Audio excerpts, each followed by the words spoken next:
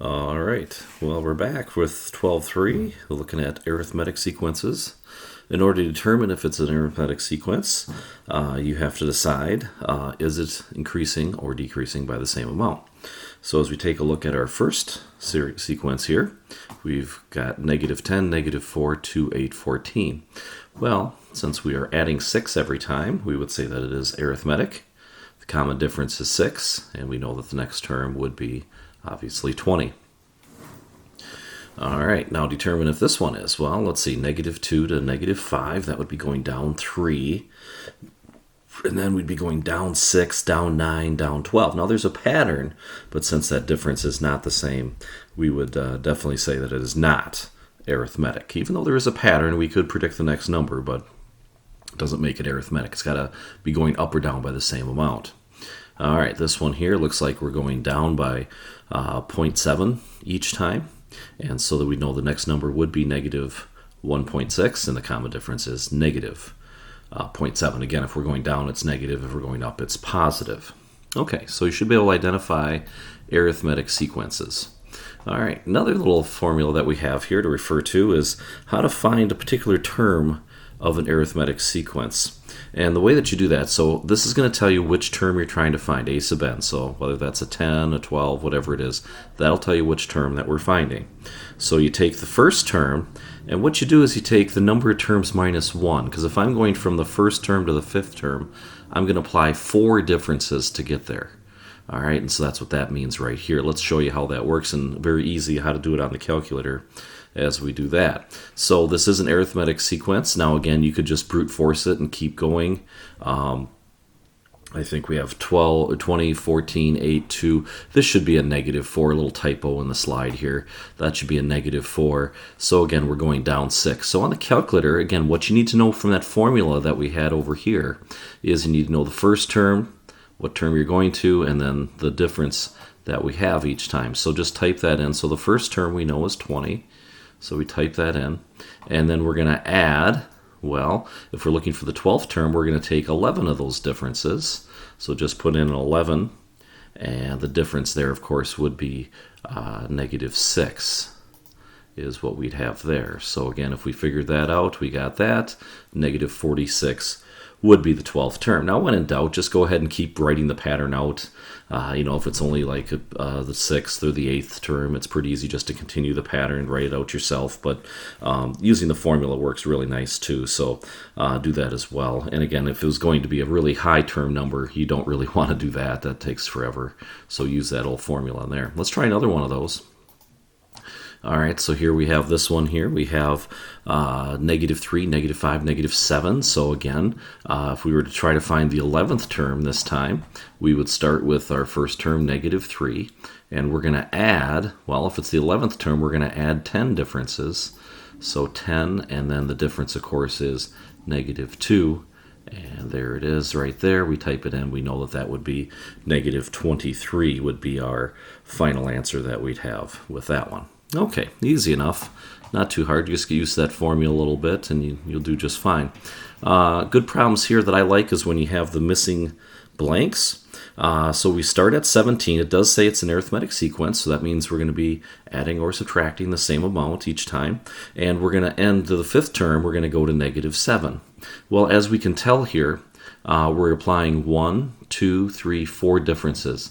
So however many spaces you're looking at, think one more, because one more jump, that's how many differences there are. So what I do is I kind of figure out, hey, we went from 17 down to -7. So what happened is we went down 24 that whole time.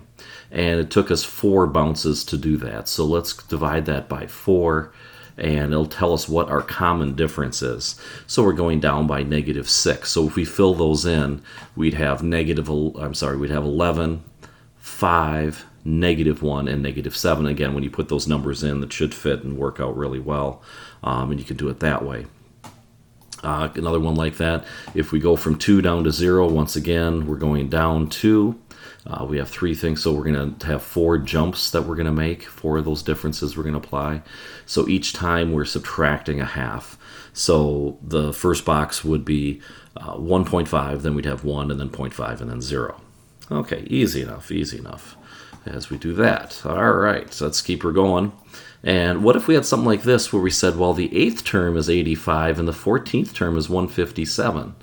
Well, what you could do there is say, all right, well, 157, if we subtract 85, all right, so what do we get? Okay, so we've gone up 72. And if we've gone from the 8th term to the 14th term, that means we've made 6 jumps. So let's divide that by 6. So that's telling us that every jump, every term, we're adding 12.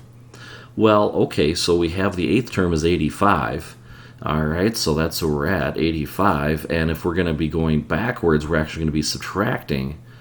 To get to the 5th term, we're going to have 3 of those differences. So we're going to subtract 3 times 12, which is 36. And you could figure out that that 5th term is 49. So again, some interesting types of problems working with that as well. Okay, let's get into the sum now. And when you do the sums, you're going to be adding them all up. And it's a pretty slick formula here. And we kind of looked at this the other day.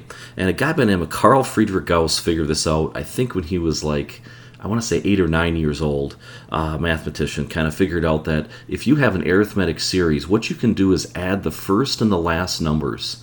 And then divide that by 2 and multiply by the number of terms. Because what's happening, remember yesterday we talked about, you pair those up, 2 plus 10 is 12, 4 plus 8 is 12 as well. As you pair those up, you're always going to get that same sum, and since you're pairing them up, you can take half the number of terms. So it works out really nice. So take the first term and the last term, divide them by 2, and multiply by the number of terms is what you get there. Let me clear that calculator so we don't have anything else on there. Let's talk about how we would do this one. All right, so we want to find the sum of the first 18 terms. Now, when in doubt, write them all out and then add them all up if you really want to. We call that the brute force method. But what we'd want to do is be able to find the 18th term. So remember our formula from before. We're going to take the first term and we're going to add, well, since it's 18, we're going to add 17 differences. And it looks like our difference looks like we're going down 11. All right, so if we add those down 11, there we go. So our 18th term is negative 174. Okay, so we take our first term, which is 13. We're going to add our last term, our 18th term, so negative 174.